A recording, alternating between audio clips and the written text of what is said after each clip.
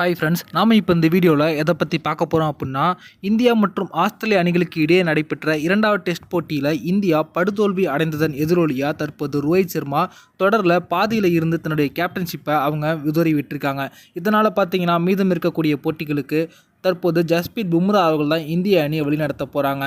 Captain பதவியை மீண்டும் கையில் எடுத்த உடனே அணியில் அதிரடியான மாற்றங்களை செஞ்சுருக்காங்க ஜஸ்பிரீத் பும்ரா. அதற்கு கை மேலே பலனும் கிடைச்சிருக்கு. தற்போது விளையாண்ட பயிற்சி ஆட்டத்தில் பார்த்தீங்கன்னா இந்திய அணி ஆஸ்திரேலியாவை அடித்து துவம்சம் பண்ணியிருக்காங்க. அது பற்றின முழுமையான விவரத்தை பார்ப்போம். இந்தியா மற்றும் ஆஸ்திரேலிய அணிகளுக்கு இடையே பார்டர் கவாஸ்கர் டெஸ்ட் தொடருக்கான முதல் போட்டியில் இந்திய அணி பார்த்தீங்கன்னா 295 ரன்கள் வித்தியாசத்தில் மெகா வெற்றியை பெற்றாங்க. ஆனால் இரண்டாவது டெஸ்ட் போட்டியில் 3 நாட்கள் கூட ஆட்டம் நீடிக்கவில்லை. ஆஸ்திரேலிய அணி முழுக்க இந்தியா மீது ஆதிக்கம் செலுத்தி பார்த்தீங்கன்னா இந்திய அணியை ஈஸியாக வெற்றி பெற்றுட்டாங்க. ரோஹித் சர்மா அவர்கள் இரண்டாவது டெஸ்ட் போட்டியில் கேப்டன்ஷிப்பை சரியாக கையாளலை அப்படின்னு சொல்லி பல பேர் அவங்க மீது குற்றம் சுமத்தினாங்க. இதை ரோஹித் சர்மா அவர்களே ஒப்புக்கொண்டாங்க.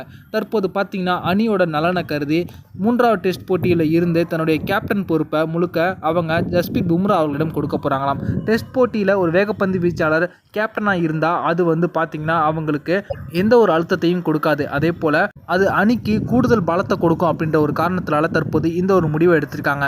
தற்போது இதற்கிடையே இந்தியா மற்றும் ஆஸ்திரேலிய அணிகளுக்கு இடையே நடைபெற்ற மூன்றாவது டெஸ்ட் போட்டிக்கான பயிற்சி ஆட்டத்தில் பார்த்தீங்கன்னா இந்திய அணி தன்னுடைய அதிரடியான ஆட்டத்தை வெளிப்படுத்தி ஆஸ்திரேலியாவை அலற விட்டுருக்காங்க.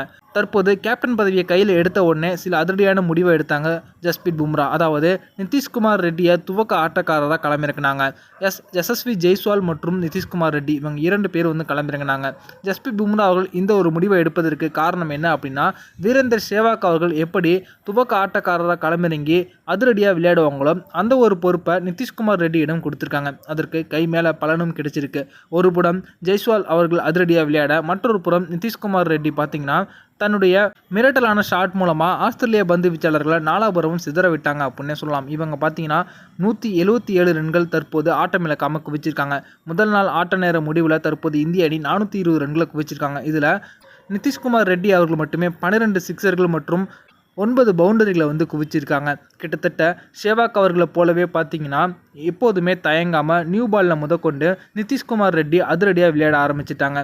யசஸ்வி ஜெய்ஸ்வால் அவர்களும் அதிரடியாக விளையாட இந்திய அணி 420 ரன்களை தற்போது முதல் நாள்லேயே குவிச்சிருக்காங்க. ஆஸ்திரேலிய அணியில் பார்த்தீங்கன்னா கிட்டத்தட்ட 8 பந்து வீச்சாளர்களை அவங்க பயன்படுத்திட்டாங்க. இது பயிற்சி ஆட்டம் அப்படின்ற ஒரு காரணத்தினால எந்த ஒரு வீரரையும் எந்த நேரத்திலையும் அவங்க களமிறக்கலாம். அதனால் அவங்க சீனியர் வீரர்களில் இருந்து ஜூனியர் வீரர்கள் வரைக்கும் அனைவரையும் பந்து வீச வைத்த போதிலுமே கூட பார்த்தீங்கன்னா நிதிஷ்குமார் ரெட்டி அவருடைய விக்கெட்டை அவங்களால வீழ்த்த முடியவில்லை. ஆஸ்திரேலிய அணிக்கு எதிரான இந்த ஒரு தொடர் தான் நிதிஷ்குமார் ரெட்டி அவர்களுக்கு முதல் டெஸ்ட் போட்டி அப்படியா இருந்தாலுமே கூட அவங்க தன்னுடைய முதல் டெஸ்ட் தொடர் போலவே இந்த தொடரில் விளையாடவில்லை. அவங்க தான் பார்த்தீங்கன்னா மற்ற வீரர்களை விட அதிகமான ரன்களை ஒவ்வொரு இன்னிங்ஸ்லையுமே அடிச்சுக்கிட்டு இருக்காங்க. அதே போல் அவங்க அடிக்கக்கூடிய அதிரடியான வித்தியாசமான ஷாட்கள் பார்த்தீங்கன்னா பவுலர்களை குழப்பம் அடைய வைக்குது. இவங்களுக்கு எப்படி பந்து வீசுவது அப்படின்னு தெரியாமல் அவங்க குழம்பி போயிருக்காங்க அப்படின்னே சொல்லலாம்.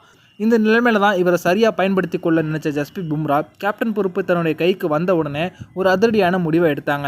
இவங்களை துவக்க ஆட்டக்காரராக களமிறக்கி தற்போது பார்த்தீங்கன்னா அதில் ஒரு மிகப்பெரிய வெற்றி அடைஞ்சிருக்காங்க. இதனால் மூன்றாவது டெஸ்ட் போட்டியில் இருந்து இந்திய அணிக்கு துவக்க ஆட்டக்காரராக நிதிஷ்குமார் ரெட்டி களமிறங்குவாங்க அப்படின்னு சொல்லப்படுது. அதே போல் KL ராகுல் அவர்கள் மிடில் ஆர்டரில் களமிறங்க போகிறாங்க அப்படின்னு சொல்கிறாங்க. இந்த வீடியோ உங்களுக்கு பிடிச்சிருந்துச்சுன்னா லைக் பண்ணுங்கள், ஷேர் பண்ணுங்கள். நன்றி.